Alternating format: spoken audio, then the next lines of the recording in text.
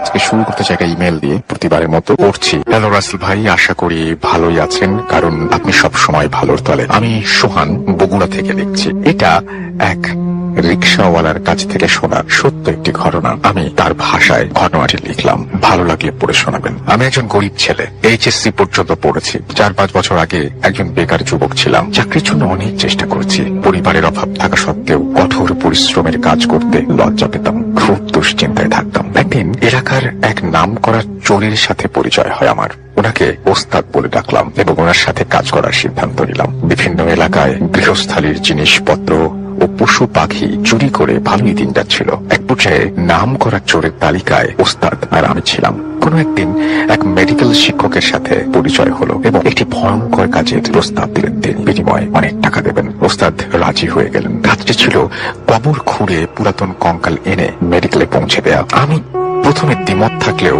ওস্তাদের কথা ফেলতে পারলাম না। কাজটা করতে আমার ভীষণ ভয় করত। ওস্তাদই সব করত, আমি শুধু পাশে দাঁড়িয়ে থাকতাম আর এটা ওটা এগিয়ে দিতাম।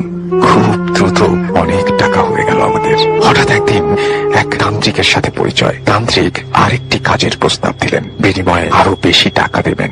কাজটি হলো কবর খুঁড়ে শুধু লাশের মাথাটি এনে দিতে হবে। ওস্তাদ রাজি হয়ে গেলেন। তান্ত্রিক বিভিন্ন কবরস্থান থেকে নির্দিষ্ট লাশের মাথা কেটে আনতে বলতেন। আমি আর ওস্তাদ গভীর রাতের অন্ধকারে গিয়ে কাজটা করতাম। এসব কাজ ছিল অত্যন্ত ভয়ঙ্কর। প্রায় প্রতিদিনই কোনো না কোনো বিপদের সম্মুখীন হতাম। তবুও ভয়াবহ বিপদের কথা চিন্তা না করে পরিবার ও জীবিকার তাগিদে এই জঘন্য কাজটি করতাম। আমাদের এই গোপন কাজটি দিন দিন মানুষের কানে পৌঁছাতে লাগলো। একদিন এক পীর সাহেব তার দরবারে আমাদের দুজনকে ডাকলেন। আমরা ওনার কাছে গেলাম। উনি আমাদের কাছে বিনীতভাবে অনুরোধ করলেন, উনি মরে যাওয়ার পর ওনার কবর যেন না খোঁড়া হয় এবং লাশ বা মাথা যেন চুরি না করা হয়। তিনি এর জন্য আমাদের দুজনকে তান্ত্রিক যে টাকা দেন তার দ্বিগুণ টাকা দিলেন এবং আমরা ওনার কাছে প্রতিজ্ঞাবদ্ধ হলাম। বছর খানেক পরে ওই পীর সাহেব মারা গেলেন। আমি এইদিকে তান্ত্রিক ওই পীরের সাহেবের আর এইদিকে তান্ত্রিক ওই পীর সাহেবের কবর খুঁড়ে মাথা আনতে বললেন। আমি বললাম, না, এটা সম্ভব নয়। আমার পীর সাহেবের কাছে আমরা প্রতিজ্ঞাবদ্ধ। কিন্তু ওস্তাদ টাকার লোভে পীরের প্রতিজ্ঞা ভঙ্গ করলেন এবং তান্ত্রিকের কথায় রাজি হয়ে গেলেন। তখন আমি সিদ্ধান্ত নিতে পারলাম না কি করব। আজ পর্যন্ত কখনো ওস্তাদের কথা অমান্য করিনি। এদিকে ওস্তাদ বললেন, চিন্তা করিস কেন, আমাদের পেশায় তো পাপ, তাহলে প্রতিজ্ঞা ভঙ্গের পাপে আর কি হবে। আমি প্রতিজ্ঞাবদ্ধ শরীরটা নিয়ে কেমন যেন সামনের দিকে অগ্রসর হতে পারছিলাম না।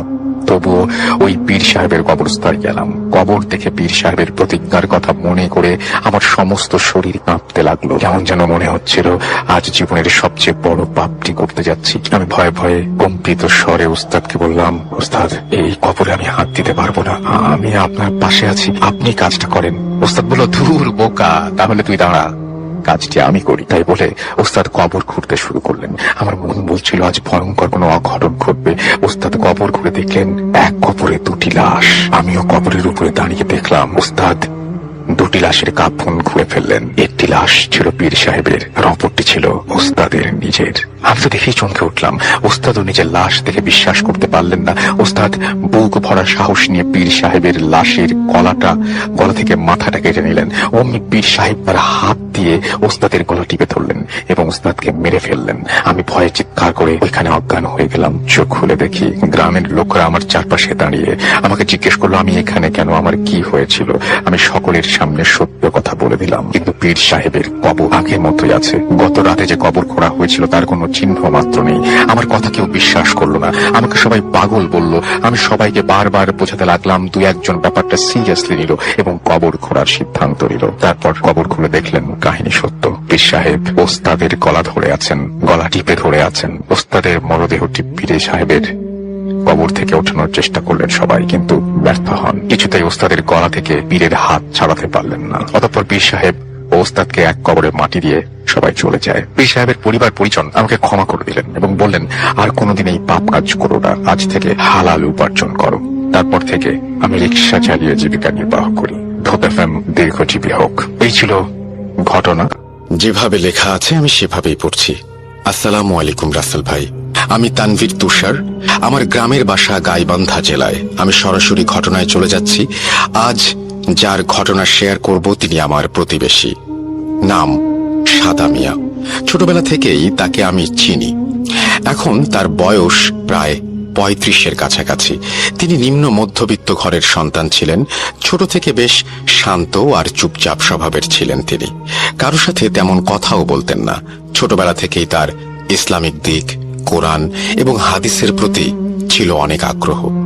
একদিন বিকেলে তিনি তার বাবার সাথে পার্শ্ববর্তী নয়াবন্দর বাজারে যান। তখন তার বয়স ছিল 7 বছর। তিনি বাজারে বাবার সাথে হাঁটছেন। এমন সময় এক মিষ্টির দোকানের মিষ্টি দেখে তার খুব খেতে ইচ্ছা হয়। তিনি তার বাবাকে বলেন মিষ্টি কিনে দেওয়ার কথা। তার বাবা তাকে 1 পোয়া পরিমাণ মিষ্টি কিনে দেন।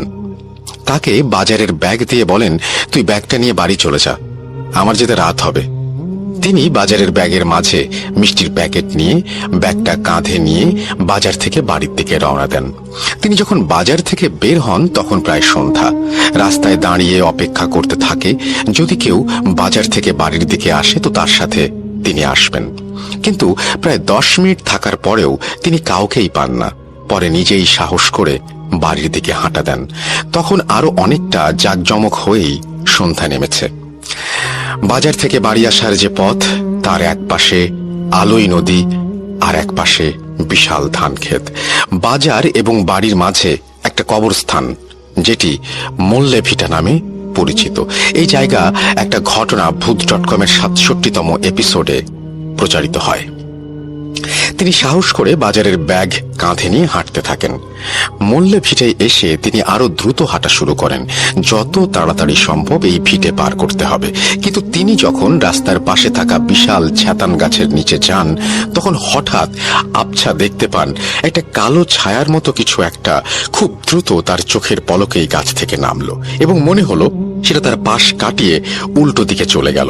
উনি এটা দেখে প্রচুর ভয় পেয়ে একটা দৌড় দেওয়ার চিন্তা করেন। ঠিক তখনই পেছন থেকে পিঠে জোরে একটা ধাক্কা অনুভব করেন। ধাক্কাটা এত জোরে ছিল যে উনি অনেকটা জোরে মুখ থুবড়ে রাস্তার ওপর পড়ে যান, আর ওনার কাঁধ থেকে ব্যাগটা ছিটকে চলে যায় ওই গাছটির দিকে। উনি দ্রুত উঠেই ব্যাগটি কুড়িয়ে নিয়েই বাড়ির দিকে দৌড় দেন এবং বাড়িতে এসে একটা চিৎকার দিয়ে উঠোনে পড়ে যান। তার চিৎকার শুনে তার বড় ভাই এবং তার মা দৌড়ে এসে দেখেন সে অজ্ঞান হয়ে পড়ে আছে উঠোনে, আর তার পাশে একটু দূরে বাজারের ব্যাগটা পড়ে আছে। গ্রামের অনেক লোকও তখন জড়ো হয়ে গেছে উঠোনে। এরপর তাকে বাড়িতে নিয়ে তার চোখে মুখে পানি দেয়া হয়। তার জ্ঞান ফিরে আসলে কেন এমন হলো জানতে চাইলে সে পুরো ঘটনা সবাইকে বলে। কিন্তু অবাক করা ব্যাপার হলো তার বাজারের ব্যাগের মাঝে মিষ্টির প্যাকেটটি ছিল না। রাস্তায় পড়ে যাওয়ার সময় মিষ্টির প্যাকেট পড়ে গেছে এটা হয়তো ভেবে তার বড় দুলাভাই লাইট নিয়ে সেই রাস্তা মোল্লে ভিটে ভালো করে খুঁজেও মিষ্টির প্যাকেটের চিহ্ন পাননি। এরপরে স্থানীয় এক হুজুর এসে তাকে পানি পড়া দেন এবং ঝাড়ফুঁক করে দেন। এর কিছুদিন পরে তাকে বাড়ি থেকে দূরে একটা মাদ্রাসায় ভর্তি করিয়ে দেয়া হয়। মাদ্রাসাটা আবাসিক। মাদ্রাসাটা এখনো চলমান, তাই আমি নামটা উল্লেখ করলাম না। মাদ্রাসার পাশে একটা বিশাল পুকুর, আর পুকুরের এক পাশে জঙ্গল, অপর পাশে বিশাল ধান ক্ষেত। এই মাদ্রাসার পাশে সে সময় তেমন কোনো বাড়ি ছিল না। পুরো নির্জন নারিকেল আর সুপারি গাছের বাগানের এক পাশে ছিল এই মাদ্রাসা। মাদ্রাসার নতুন কোনো ছেলে আসলে প্রথম দিকে খুব সমস্যায় পড়তে হতো তাকে। মাদ্রাসায় এক রুমে মেঝেতে প্রায় 20 জন করে ছাত্র ভয়ানক ভয়ানক সেরা ঘটনা শুনতে আমাদের চ্যানেলটি সাবস্ক্রাইব করুন এখনই। ঘুমাতো সে সময়, আর প্রতি রুমে তাদের সাথে একজন করে হুজুর ঘুমাতো। সাদা মিয়া যখন ভর্তি হয় তখন শীতের সময়, চারিদিকে ঘন কুয়াশায় আচ্ছন্ন থাকে দিনের অনেকটা সময়, আর রাত হলে তো লাইটের আলোতেও সামনে 2 হাত জায়গা স্পষ্ট দেখা যায় না। তিনি ভর্তি হবার পরে 2 দিন কোনো সমস্যা ছাড়াই কাটে। তৃতীয় দিন রাতে একটা অদ্ভুত স্বপ্ন দেখেন তিনি। স্বপ্নের মাঝে তিনি দেখেন মাদ্রাসার পাশে পুকুর থেকে একটা কালো অবয়ব আস্তে আস্তে পানির উপরে ভেসে উঠছে, আর তিনি পুকুরের পাড়ে একা দাঁড়িয়ে। অবয়বটা তার সামনে এসে থেমে যায়, একটা হাত বাড়িয়ে তাকে নাম ধরে নিজের দিকে ডাকতে থাকে। এটা দেখে তার ঘুম ভেঙে যায়, কিন্তু তিনি খেয়াল করেন ঘুম থেকে ওঠার পরেও তিনি সেই অবয়বটার ডাক শুনতে পারছেন। মনে হয় পুরো পুকুরের পাড়ের দিক থেকে ভেসে আসছে সেই করুণ ডাক। তিনি প্রচন্ড ভয় পেয়ে পাশের একজনকে ডেকে তোলেন। সেই ছেলে ওঠার সাথে সাথেই ডাকাটাও যেন থেমে যায়, আর শোনা যায় না। এরপরে রাতে তার ঘুম আসছিল না, এপাশ ওপাশ করে সময় কাটছিল। হঠাৎ একটা মৃদু কান্নার শব্দ ভেসে আসতে লাগলো তার কানে। খুব বেশি মনোযোগ না দিয়ে, যেন শব্দটা ঠিক ভালোভাবে শোনাই যায় না। কান্নাটা রাতের শব্দের সাথে যেন পাল্লা দিতে পারছে না ঠিক মতো। একবার ক্ষীণ ও সুরে ভেসে আসছে, তো আর একবার তা মিলিয়ে যাচ্ছে। সেদিন রাতে এভাবেই তিনি ঘুমিয়ে যান। এর পরের দিন রাতে কান্নাটা যেন আরো অনেক স্পষ্ট, একদম রুমের সাথে দাঁড়িয়ে কেউ কান্না করছে এমন মনে হচ্ছে। ঠিক সেই সময় বিকট একটা শব্দ হয় টিনের চালে। প্রায় সবাই ঘুম থেকে উঠে যায়। মাদ্রাসার হুজুররা বাইরে গিয়ে দেখেন একটা প্রকাণ্ড পাথর পড়ে আছে উঠোনে। যদিও এমন পাথর একা কেউ এভাবে উপড়ে ফেলতে পারবে না টিনের চালে। সবাই সে রাতের মতো আবার ঘুমোতে যান, কিন্তু পরের দিন সকালে উঠে কেউ আর পাথরটা খুঁজে পায় না, যেন গত রাতের কোনো চিহ্নই নেই। কিছুদিন পরে নতুন একটা ছাত্র ভর্তি হয় সেই মাদ্রাসায়। সে থাকতো সাদা মিয়ার পাশের রুমে। একদিন এক হুজুর মাঝরাতে দরজা খোলার শব্দ পেয়ে ওঠেন। দেখেন রুমের দরজা হালকা খোলা। মাদ্রাসায় একটা নিয়ম ছিল, কেউ রাতে উঠে টয়লেটে গেলে সেই রুমে থাকা হুজুরকে ডেকে তাকে সাথে নিয়ে যেতে হবে, যেহেতু টয়লেট ছিল থাকার রুম থেকে একটু দূরে। হুজুর দরজা খোলা দেখে চিন্তা করলেন, কে গেল বাহিরে? তাকে ডাক দিল না কেন? তিনি হাতে লাইট নিয়ে বাইরে যান দেখতে। দরজা দিয়ে বের হয়ে একটু সামনে এগোতেই দেখেন সেই নতুন ছাত্র একভাবে হেঁটে চলেছে পুকুরের পাড়ের দিকে। হুজুর পেছন থেকে ডাক দিলেও নতুন ছেলেটা মনে হচ্ছে কিছুই শুনছে না। সে একভাবে আস্তে আস্তে হেঁটে যাচ্ছে পুকুরের পাড়ের দিকে। হুজুর দৌড়ে গিয়ে ছেলেটাকে পেছন থেকে ধরে একটা ঝাঁকি দেন। সাথে সাথে সেটা চমকে উঠে হুজুরকে বলে, আমি এখানে কেন? এখানে কিভাবে আসলাম? হুজুর তাকে বলে সবকিছু। পরে ছেলেটি বলে, আমি স্বপ্নের মাঝে দেখছিলাম একটা কালো অবয়ব পুকুরের পাড়ে থেকে আমার নাম ধরে একইভাবে ডেকে চলেছে। এমন সুর করে ডাকছে যে এটা উপেক্ষা করার কোনো উপায় ছিল না। এরপরে আমি বিছানা থেকে উঠে দরজার কাছে যেয়ে দরজাটা খুলে ফেলি। তারপরে আর কিছুই মনে নেই আমার। হুজুর ছেলেটাকে নিয়ে রুমে ফিরে আসেন আর বলেন, আর কোনো দিন ডাক শুনলে বাইরে বের হবা না, একা একা। কোনো দরকার হলে আমাকে ডেকে নিবে সাথে। এরপরে 10-12 দিন সবকিছু স্বাভাবিকভাবেই কেটে যায়। তারপরে এক ভোরে সেই রুমের দায়িত্বে থাকা হুজুর ফজরের নামাজের জন্য সবাইকে ডেকে তোলা শুরু করেন। তখন তিনি দেখতে পান সেই নতুন ছেলেটার বিছানা খালি। দরজার দিকে তাকাতেই দেখেন দরজাটা খোলা। তিনি লাইট হাতে দৌড়ে বাইরে গিয়ে এদিক ওদিক খুঁজতে শুরু করেন। মাদ্রাসায় থাকা বাকি হুজুরদেরও ডেকে তোলেন তিনি। সবাই মিলে খুঁজতে খুঁজতে পুকুরের পাড়ে যেয়ে দেখেন পুকুরের এক কোণে পানির মাঝে উপর হয়ে ভেসে আছে ছেলেটি। তাড়াতাড়ি করে তাকে পুকুরের পাড়ে তুলে আনা হয়, কিন্তু ততক্ষণে অনেক দেরি হয়ে গেছে। ছেলেটি মারা গিয়ে শক্ত হয়ে হাত পা বেঁকে গেছে। তার চোখ দুটো খোলা, কিন্তু বেশ বড় বড় করে তাকানো। তবে অবাক করা বিষয় হলো ছেলেটার শরীরে কোথাও কোনো আঘাতের চিহ্ন নেই, আর পেটেও কোনো পানি নেই।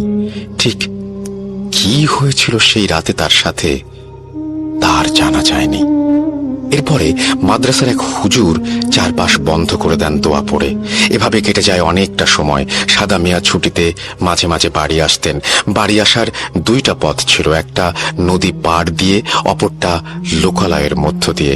আলাই নদীর পাড় দিয়ে হেঁটে আসলে অনেক সময় কম লাগে, তাই তিনি বেশিরভাগ সময় নদীর পাড় দিয়ে আসতেন। এমনি এক ছুটিতে বাড়ি আসার সময় সন্ধে হয়ে যায়। তিনি নদীর পাড় দিয়ে বাড়ি আসার সিদ্ধান্ত নেন। মাগরিবের নামাজ শেষ করে তিনি মাদ্রাসা থেকে বের হয়ে একটা বাজার পার করে নদীর পাড়ে নেমে যান। এদিকটায় বাড়িঘর নেই। নদীর পাড়ে কাশবন দিয়ে ভরা। নদীর তখন অল্প পানি, তাই পাড়ের কাছে অনেক পলিমাটির কাদা। তিনি চিন্তা করেন এই কাশবনের মাঝে দিয়ে এখন যদি যায় তাহলে সাপ আর শেয়ালের একটা ভয় আছে, তাই তিনি নদীতে নেমে যান। পলিকাদার মাঝে দিয়ে হাঁটা ধরেন গোড়ালি পর্যন্ত, বা কখনো তার একটু বেশি কাদা। এর মাঝে দিয়ে হেঁটে চলেছেন তিনি। বাজার থেকে 5 মিনিট নদীপথে হাঁটার পরে একটা বাঁক আছে, যেখানে পানির গভীরতা তুলনামূলকভাবে বেশি। গ্রীষ্মের সময় যখন নদীর অন্য জায়গার পানি শুকিয়ে যায়, এই বাঁকে তখনও গভীর পানি। এই জায়গাটা কখনো শুকায় না। তিনি সেই জায়গায় আসার পর খেয়াল করেন তার পাশের কাশবনের ঝোপের মধ্যে একটা খসখস খসখস শব্দ হচ্ছে। কাশফুলের গাছগুলো একটা জায়গায় দুলছে, মনে হচ্ছে কেউ ভেতরে বসে আছে। তিনি ভাবেন এই সন্ধ্যায় এখানে একা আসা মোটেও ঠিক হয়নি। এবার তিনি নিশ্চিতভাবে শেয়ালের পাল্লায় পড়েছেন। তিনি তার পাশে থাকা নদীতে ভেসে আসা একটা পুরনো বাঁশের ভাঙা অংশ হাতে তুলে নেন, যে শেয়াল বের হলেই আঘাত করবেন, যা হবার হবে। তিনি প্রায় প্রস্তুতি নিয়ে এবার আঘাত করবেন। ঠিক সেই সময় অনেক বছর আগে স্বপ্নে দেখা কালো অবয়বটা বের হয়ে আসলো তার সামনে। এই প্রথম সেটির চেহারা দেখতে পান তিনি। দেখতে অনেকটা মানুষের মতো হলেও তার মুখ ছিল কুচকুচে কালো, পুরো মুখে ছিল ছোপ ছোপ গর্ত, আর চোখে কোনো মনি নেই, পুরোটাই সাদা। তার থেকে মাত্র 2 হাত দূরে হাওয়ায় ভেসে আছে অবয়বটা। একটা মাংস পচা গন্ধে যেন ভরে উঠেছে চারপাশ। তিনি লাঠি ফেলে প্রচন্ড ভয়ে বাজারের দিকে দৌড় দেন। বাজারের দিকে তিনি যখন দৌড়চ্ছেন তখন পেছন থেকে তার নাম ধরে একটা ক্ষীণ ডাক শুনতে পাচ্ছেন তিনি কিছু না ভেবে শরীরের সমস্ত শক্তি দিয়ে দৌড়ে চলেছেন। তিনি ভাবতে থাকেন, আজ থেমে গেলে মৃত্যু অনিবার্য এখানে। বাজারে যেয়ে তিনি তার মাদ্রাসার এক হুজুরকে দেখতে পান। তিনি হাঁপাতে হাঁপাতে হুজুরকে জড়িয়ে ধরে কান্না শুরু করেন। হুজুর তাকে আবার বাজার থেকে মাদ্রাসায় নিয়ে যান এবং পুরো ঘটনা শোনেন। এরপরে পানি পড়া দেন তাকে এবং তার শরীর বন্ধ করে দেন। পরদিন সাদা মিয়ার বাড়িতে খবর দেয়া হয়। এদিকে তার রাত থেকেই প্রচন্ড জ্বর, ঠিকমতো কথা বলতে পারছেন না তিনি। বাড়ির লোক সব শুনে তাকে নিতে আসেন বাড়িতে। প্রায় 13 দিন পরে সুস্থ হন তিনি। এরপরে তিনি আবার মাদ্রাসায় যান। তারপরে খুব বেশি জটিল কোনো সমস্যা ছাড়াই তিনি মাদ্রাসায় পড়া শেষ করেন এবং পাশেই একটা মসজিদে ইমামতির দায়িত্ব পালন করতে শুরু করেন। মসজিদের মুসল্লিরা মিলে তাকে একটি জমিতে একটা টিনের ঘর তুলে দেন। তার ব্যক্তিত্ব এবং আচরণ দেখে মসজিদ কমিটির এক লোক তাকে দিয়ে নিজের মেয়ের বিয়ে দেন। এভাবে কেটে যায় প্রায় 2 বছর। তাদের একটা ছেলে সন্তানও জন্ম নেয়। তিনি তার স্ত্রী আর সন্তানকে নিয়ে মাঝে মাঝেই বাড়িতে আসতেন। বেশ সুখে শান্তিতে কেটে যাচ্ছিল দিনগুলো, কিন্তু এই সুখ বেশি দিন স্থায়ী হলো না তাদের। সাদা মিয়া যে মসজিদে ইমামতি করেন, সেই মসজিদে এক সন্ধ্যায় মাগরিবের নামাজের সময় এক মুসল্লি আর একজনের একটা মোবাইল নিয়ে বের হয়ে যায় মসজিদ থেকে। সেটা সাদা মিয়া দেখে ফেলেন। এরপরে মোবাইলের মালিক সেই লোকের কাছে মোবাইল দাবি করলে মোবাইল নেওয়া লোকটা তা অস্বীকার করে। এক পর্যায়ে একটা গ্রাম্য বিচার ডাকা হয় এবং সাদা মিয়া সেখানে সাক্ষী দেন এবং মোবাইল তার মালিকের কাছে ফিরিয়ে দেন সেই চোর। আর তাকে গ্রামের অনেক লোকের সামনে অপমান করা হয়। তখন থেকে মোবাইল নেওয়া সেই লোক তার পরিবার সাদা মিয়াকে তাড়ানোর জন্য কিছুদিন উঠে পড়ে লাগেন। এভাবে 3 মাসের মতো সময় কেটে যায়। ঘটনাটা প্রায় সবাই ভুলে যায়। সেই মোবাইল চোরও সাদা মিয়ার কাছে মাফ চান আর সবকিছু ভুলে যেতে বলেন। সাদা মিয়ার সাথে তার পরিবার একটা পর্যায়ে খুব মিল হয়ে যায়। এর কিছুদিন পরে এক শুক্রবারে সাদা মিয়া সহ কয়েকজন মুসল্লিকে দাওয়াত করে সেই মোবাইল চোর। তিনি তার বাড়িতে গিয়ে সবার সাথে বসে দোয়া করে দিয়ে দাওয়াত খেয়ে চলে আসেন। এরপর থেকেই শুরু হয় একটা সমস্যা। সেদিন রাতে তিনি স্বপ্নে দেখেন এক কালো লম্বা মানুষ দাঁড়িয়ে আছে তার বাড়ির উঠোনে। সেই মানুষটার হাতে একটা কবুতর, আর তিনি সেটা সাদা মিয়ার সামনে এক টানে দেহটা মাথা থেকে আলাদা করে ফেললেন। ছিঁড়ে ফেলার অংশটা দিয়ে রক্ত বের হয়ে আসছে। সেই অবস্থাতেই লোকটা কবুতরটা মুখে নিয়ে চিবাতে থাকে। এটা দেখেই সাদা মিয়ার ঘুম ভেঙে গেল। তিনি উঠে দেখেন তখনও মাঝরাত। ভাবলেন অনেক সময় রাতে এমন স্বপ্ন দেখাই হয়। তিনি চোখে মুখে পানি দেওয়ার জন্য টিউবওয়েলের দিকে যাবেন। এই জন্য রুমের দরজা খুলে বের হয়েই এক মুহূর্তের জন্য থমকে গেলেন তিনি। স্বপ্নে দেখা সেই কালো লম্বা লোকটি দাঁড়িয়ে আছে তার উঠোনে, ঠিক স্বপ্নে যেমনটা দেখেছিলেন তিনি। তার সামনে কয়েক সেকেন্ডের মাঝেই যেন অদৃশ্য হয়ে গেল কালো লোকটা। ভয়ে আর বাইরে বের হওয়ার সাহস হলো না তার। তিনি আবার দরজা বন্ধ করে শুয়ে পড়লেন। এর পরের দিন বিকেল থেকে প্রচুর জ্বর চলে আসে তার। রাতে জ্বরের সাথে শুরু হয় বমি। তাকে তাড়াতাড়ি করে ডাক্তারের কাছে নেওয়া হয়। প্রায় 4 দিন পরে কিছুটা সুস্থ হন তিনি, কিন্তু মানসিকভাবে অসুস্থ হতে থাকেন দিন দিন। একা বসে থাকেন সারাদিন, নামাজ পড়া ছেড়ে দেন, মসজিদে ইমামতি করাও বন্ধ করে দেন তিনি। রুমের দরজা জানলা বন্ধ করে বসে বসে কান্না করেন, খাওয়া দাওয়া বাদ দেন আস্তে আস্তে। দিন দিন পাগলের মতো আচার আচরণ শুরু করে দেন তিনি। তাকে অনেক ডাক্তার দেখানো হয়, কিন্তু কোনোভাবেই কোনো সুস্থ হওয়ার লক্ষণ নেই। এরপরে তাকে স্থানীয় এক বড় হুজুরের কাছে নিয়ে যাওয়া হয়। তিনি বলেন তাকে খুব খারাপ কোনো জিন ক্ষতি করার জন্য চেষ্টা করে যাচ্ছে, কিন্তু সেই হুজুর সঠিকভাবে কিছু বলতে পারেননি। তিনি আরো বড় কোনো হুজুরকে দেখাতে বলেন, সাদা মিয়াকে। এরপরে তাকে অনেক হুজুর দেখানো হয়, কিন্তু কোনোভাবেই কোনো কিছুর সমাধান হচ্ছিল না। দিন দিন আরো বেশি পাগলের মতো আচরণ শুরু করেন তিনি। এক পর্যায়ে তাকে পরিবারের মানুষজন বাড়িতে নিয়ে আসেন। একটা রুমের মাঝে বন্দি করে রাখা হয় তাকে। কিছুদিন পরে তার স্ত্রী তাকে ডিভোর্স দিয়ে অন্য জায়গায় বিয়ে করে নেয়। এভাবে কিছু মাস কেটে যায়। তাকে শুধু দিনে 3 বার খাবার দেয়া হতো রুমের দরজা খুলে। রুমের বাইরে থেকে প্রায় সময় তার সুর করে কান্নার আওয়াজ শোনা যেত। হঠাৎ এক রাতে খাবার দেওয়ার জন্য রুমের দরজা খুলে দেখা যায় তিনি রুমে নেই। দরজা বাইরে থেকে তালা বন্ধ, বাহিরে বের হবার আর কোনো উপায় নেই। যেন রুম থেকে একদম অদৃশ্য হয়ে গেছেন তিনি। বাড়ির আশেপাশে সবাই লাইট নিয়ে খুঁজতে বের হন, কিন্তু কোথাও কোনো চিহ্ন নেই তার। হঠাৎ একজন চিৎকার দিয়ে ওঠেন, কয়েকজন লাইট নিয়ে দৌড়ে যান সেদিকে। প্রায় 6 জন লোক দেখেন সাদা মিয়া আলাই নদীর পারে পানির উপর দিয়ে ভাসতে ভাসতে ওপারে চলে যাচ্ছেন। তাকে দেখে মনে হচ্ছে সে পানির উপরে দাঁড়িয়ে আছে আর সেই অবস্থাতেই ভেসে যাচ্ছে। নদীতে তখন বন্যার পানি, অনেক স্রোত নদীতে, তার উপর দিয়েই তিনি ভেসে যাচ্ছেন। এটা দেখে তার বড় ভাই সহ 3 জন নদীতে সাঁতার দেন তাকে ধরতে। তারা যখন মাঝ নদীতে প্রায় দেখেন সাদা মিয়া রাস্তা দিয়ে দৌড়াচ্ছে মল্লে ভিটার দিকে। তারাও নদী পার হয়ে ডাকতে ডাকতে পেছনে দৌড় দেন। তাদের মাঝে প্রায় 10 হাতের দূরত্ব। তখন সাদা মিয়া মল্লে ভিটার কাছে গিয়ে যেন আবার তাদের সামনে থেকে হারিয়ে যান। তারপর তারা আশেপাশে অনেক খোঁজ করেন, কিন্তু তাকে কোথাও আর পাওয়া যায় না। প্রায় 1 ঘন্টা তারা খোঁজ করে বাড়ি ফিরে আসেন। পরদিন সকালেও তারা মল্লে ভিটে গিয়ে খোঁজ করেন, কিন্তু তাকে কোথাও খুঁজে পাওয়া যায় না। 3 দিন পর রাতে একটা ঝড় হয়ে যায়। প্রচুর বাতাস আর বৃষ্টি হয়, অনেক গাছপালা ভেঙে পড়ে যায়। সেই ভোরে 2 জন লোক ধান ক্ষেত দেখতে গিয়ে সাদা মিয়াকে মল্লে ভিটের পাশে জমির মাঝে একটা শিমুল গাছের নিচে পড়ে থাকতে দেখেন। তারা সাদা মিয়ার বাড়িতে খবর দেন। বাড়ির লোকজন সেখানে গিয়ে দেখেন সাদা মিয়া গাছের নিচে গভীর ঘুমে আচ্ছন্ন। তাকে অনেক ডাকাডাকি করার পরেও সে ওঠে না। তবে সবচেয়ে অবাক করা ব্যাপার হলো, গত রাতে এত ঝড় হয়ে গেল অথচ তার শরীর একদম শুকনো, শরীরে একটু কাদা পানিও নেই। তারা তাকে বাড়িতে নিয়ে আসে। বাড়িতে আসার পরে সাদা মিয়ার ঘুম ভেঙে যায়। এই 3 দিন সে কোথায় ছিল, কি করেছে, এসব জিজ্ঞেস করা হলে সাদা মিয়া কিছুই বলতে পারে না। এর কিছুদিন পর থেকে সাদা মিয়া একটা অদ্ভুত আচরণ শুরু করে। তিনি নদী থেকে কাদা মাটি তুলে এনে সেটা দিয়ে বিভিন্ন রকমের মূর্তি বানানো শুরু করেন এবং সেই মূর্তিগুলোকে পুজো করতে শুরু করেন। বিভিন্ন ফুল ফল দিয়ে প্রতিদিন ভোরে পুজো শুরু করেন। হঠাৎ হঠাৎ চিৎকার করে বলেন, আমি দিব তো, তোর সামনে বলি দেব। এভাবে কালী পূজার মনসা দেবীর নাম করে বিড় করে কি যেন সব বলতেন আর পুজো শুরু করে দেন। এর কিছুদিন পরে এলাকার কিছু লোক জমিতে পানি দেবার জন্য সাদা মিয়ার বাড়ি থেকে একটু দূরে একটা 3 রাস্তার মোড়ে রাস্তা দিয়ে ড্রেন তৈরি করতে থাকেন। কিছুটা মাটি খুঁড়তেই তারা মাটির হাঁড়ির মতো কিছু একটা দেখতে পান। তখন অনেক লোক জড়ো হয়ে গেছে ওই জায়গায় মাটির নিচে কিসের হাঁড়ি এটা দেখার জন্য। তারা খুব সাবধানে মাটির হাঁড়ি খুঁড়ে বের করে দেখেন সেখানে একটা লাল কাপড় দিয়ে কিছু বাঁধা আর পাতিলের গায়ে কি সব আঁকি বুকি করে লেখা। তবে মাটির হাঁড়িটা পোড়ানো নয়, কাদা মাটি দিয়ে বানিয়ে শুধু রোদে শুকনো হয়েছে এমন হাঁড়ি।